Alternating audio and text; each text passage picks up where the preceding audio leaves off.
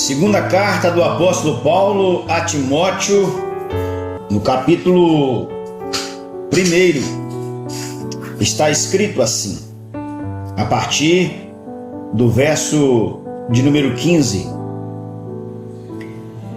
Bem sabes isto, que os que estão na Ásia todos se apartaram de mim, entre os quais foram Fígelo e Hermógenes.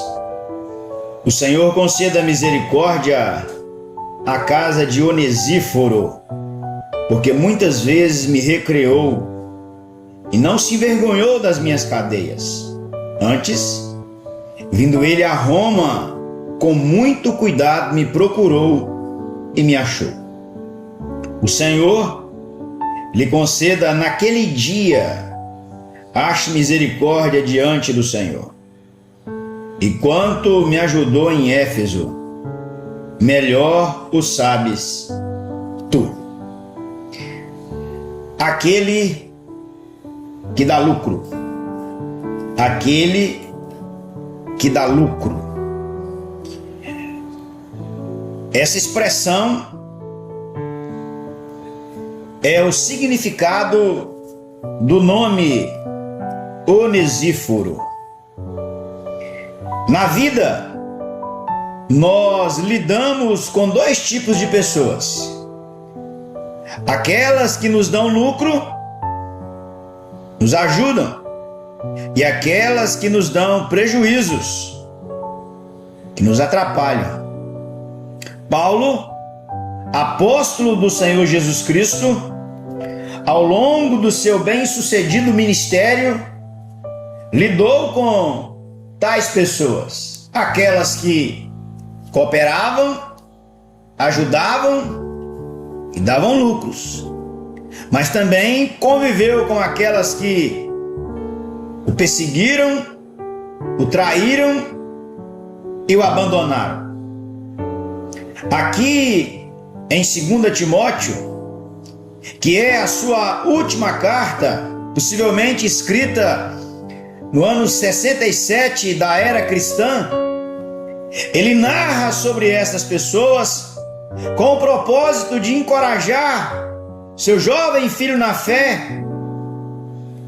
Timóteo, que era pastor da igreja que Paulo iniciou lá em Éfeso e que João, o discípulo amado, também pastoreou. O apóstolo Paulo, disse que Alexandre, o latoeiro, lhe causou muitos males. No capítulo 4, verso 14. Demas, tendo amado o presente século, o abandonou. E ele faz aqui um relato no capítulo 1, chocante. Ele diz: todos da Ásia me abandonaram. Dentre estes, ele cita de maneira nominal Fígelo e Hermógenes. Em Atos capítulo 20, verso 31, o apóstolo Paulo orientou os cristãos e ele disse assim: portanto, vigiai, lembrando-vos de que por 3 anos, noite e dia, não cessei de admoestar com lágrimas a cada um. Paulo está falando a respeito aqui desta região da Ásia Menor. Ásia Menor, aquele lugar, aquela região que João, quando recebeu a revelação do próprio Cristo, que ordenou e mandou que ele enviasse as igrejas da Ásia Menor, a saber, Éfeso, Esmirna, Pérgamo, Tiatira, Sardes, Filadélfia e Laodiceia. Fígelo e Hermógenes eram desta vasta região. E Paulo está falando, afirmando, registrando que aqueles que eram da geografia da Ásia Menor, o abandonaram, o deixaram. Quem iniciou a caminhada, quem começou a jornada. Veja que há um paralelo muito claro entre a vida do apóstolo Paulo e a vida de Jesus, o seu mestre. Jesus foi traído, Paulo foi traído. Jesus foi abandonado, Paulo foi abandonado. Jesus foi morto, Paulo também foi. Jesus encorajou pessoas, Paulo também encorajou pessoas. Jesus recebeu auxílio de pessoas para realizar o seu ministério. O apóstolo Paulo também recebeu o auxílio e ajuda de pessoas para realizar o seu ministério. Jesus fez questão de deixar registrado as pessoas que o ajudaram, que o auxiliaram, que cooperaram com ele. Paulo também fez questão de dizer que, apesar, em detrimento de pessoas o traírem, o abandonarem, o negarem, havia aqueles que cooperavam, auxiliavam. E dentre estes, o apóstolo Paulo citou Onesíforo, aquele que dá lucro. Quais são as marcas de uma pessoa que dá lucro? Quais são as características dos aspas, onesíforos? A primeira é que aqueles que dão lucro são corajosos. Verso de número 15 diz: todos da Ásia me abandonaram. Por quê? Como? Quando? Quais as razões? Por quais motivos? Paulo é um prisioneiro. Paulo é um homem sentenciado pelo Império Romano com a pena capital. Logo, ser amigo de gente dessa estirpe, de gente desse naipe, é um perigo, porque a sua cabeça está em risco. Se ele morreria por meio da pena capital, aqueles que estavam próximos a ele estavam correndo risco. Contudo, Onesíforo não se preocupou, ele foi corajoso. Ei, você precisa também ser assim, corajoso, corajosa. Você precisa não temer a morte, não temer absolutamente nada por causa do Evangelho de Cristo Jesus. E Lutero, na composição do hino que marcou a reforma protestante no século XVI, conhecido como Castelo Forte, ele disse: se temos de perder famílias, bens, prazer, e a morte enfim chegar, com ele reinaremos. Tem que ser esta a certeza, a convicção do crente, do discípulo de Jesus, daqueles que amam a Jesus, ainda que nós morramos. Por causa do Evangelho, por causa de Jesus, temos que ter coragem. O Senhor falou com Josué: tão somente ser forte e corajoso. Aqueles que são do Senhor são corajosos. Paulo disse a Timóteo, seu filho na fé: o Senhor não nos deu espírito de medo, de covardia, mas o Senhor nos deu espírito de ousadia, de coragem e de intrepidez. Seja corajoso, seja como Onesíforo. Aquele que dá lucro é corajoso.